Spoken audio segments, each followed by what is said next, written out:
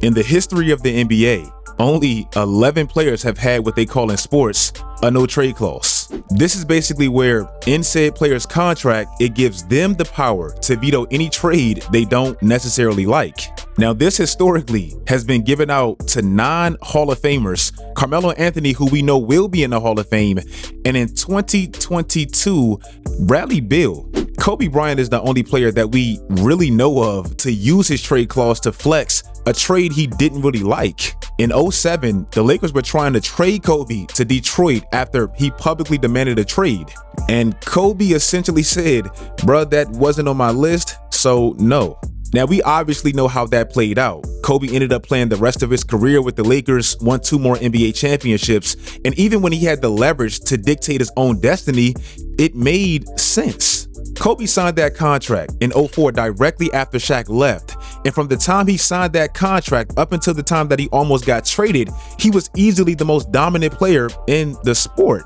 81-point game, which is obviously iconic, had a streak in which he scored 50 points or more for 4 consecutive games. Averaged the second most points in a single season up until that point with 35. Again, him having the leverage to his own destiny, it just made sense. But we were able to put ourselves in a position where we structured the only no trade clause that you'll see. I mean, it's just that this doesn't happen. And to do that, you have to make sure that you establish yourself as having the higher ground, years prior to.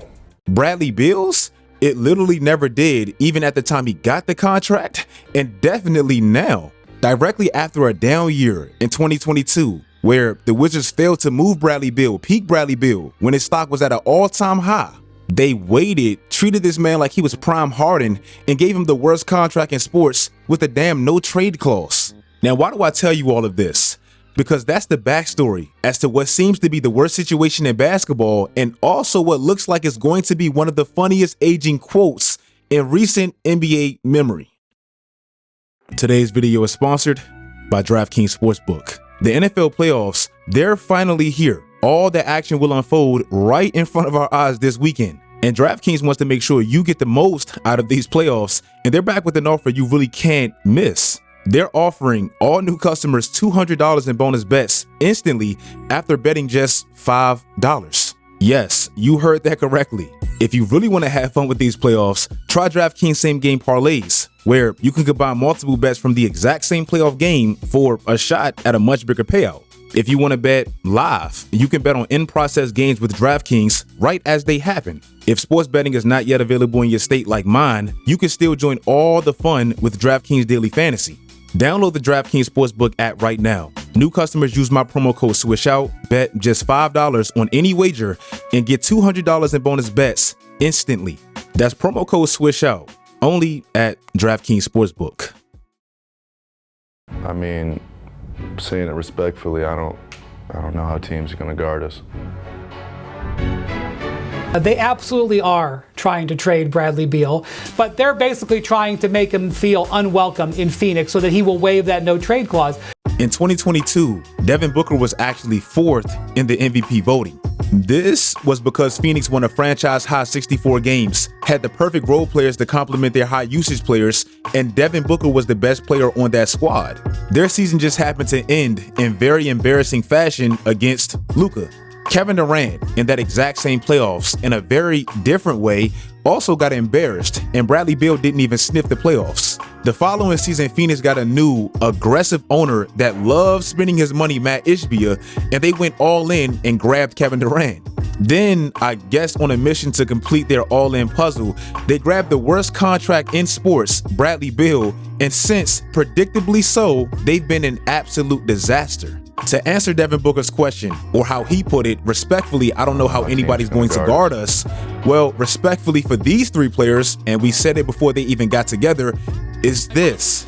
Prior to even becoming teammates, these 3 struggle with their own individual injuries. You put them 3 together and it's an absolute mess. Last year, these 3 played precisely half the games together, and why that was always going to be a problem and why continuity is so important in basketball was very evident come the playoffs. Bradley Beal was awful in the playoffs because he was the one that missed the most games, and he was the one with the least amount of chemistry with the squad. Also, we know the league, it isn't even ran by big threes and very top-heavy teams anymore. That era is dead. Team building, roster construction, and having the proper personnel, that's how you build a championship squad. The contracts Phoenix have, that handicaps them from doing any of that. Last year, the Phoenix Suns got swept by Minnesota, and I say this all the time, but you know one of the main reasons they couldn't even win a game? Well, it's because of this. These are the lowest rebounds since the 2000s in a single playoff run, and this was the Phoenix Suns last year. Notice everybody around them were massive losers just like them. The team and the roster construction didn't work. Now, Bradley Beal doesn't have bad numbers, and even going back to last year, he played very efficient basketball with the spacing he has. But that quote-unquote big three just doesn't have the necessary complementary pieces around them, and in the grand scheme of things, that matters most. Boards, bad. Steals, bad. Blocks, bad. Defensively, bad. Guarding the paint, bad. Points over turnovers, bad. Fast break points, the easy ones, bad. Second chance points, hustle points, bad. Deflections, bad. These hustle stats are literally the stats that win championships, and they just don't have that. Now they're forced to pivot from Bradley Beal and try to remix it and I guess grab Jimmy Butler, and it's because their big three literally sucks. Together, they suck. These are the 10 biggest salaries this year. The Phoenix Suns have 3 of them, and their team overall sucks. Bradley Beal has by far the worst plus minus on that team, and he's not a bad player, but for them personnel wise, prior to him even joining that team, it never made sense because they never really needed him. Now, on the court, contractually, and even vibe wise with the team, Bradley Beal is a negative. Phoenix also traded for Nurkic the same summer they got Bradley Beal, and for them, he's just been bad. Trying to adjust to this mess, he now takes more threes than he does shots at the rim, and he sucks at it. Also, he gets stuck in this no man's land position a lot, and he's not a good decision maker at all. Look at his assist percentage and look at his turnover percentage. It's terrible. But all of this ties back to the beginning of this video, and where exactly does Phoenix go with these bad contracts, and specifically Bradley Beal's contract? Bradley Beal is a undersized, kind of one-dimensional cool scorer, and yes, he's had a very solid, steady career. But as ESPN's 70th ranked player, and I know that list has its flaws, but still, this man still has the power and leverage to speak like this. There's some speculation around the league that this is related to that. Have you thought about kind of like moving on, starting like related to the bigger picture?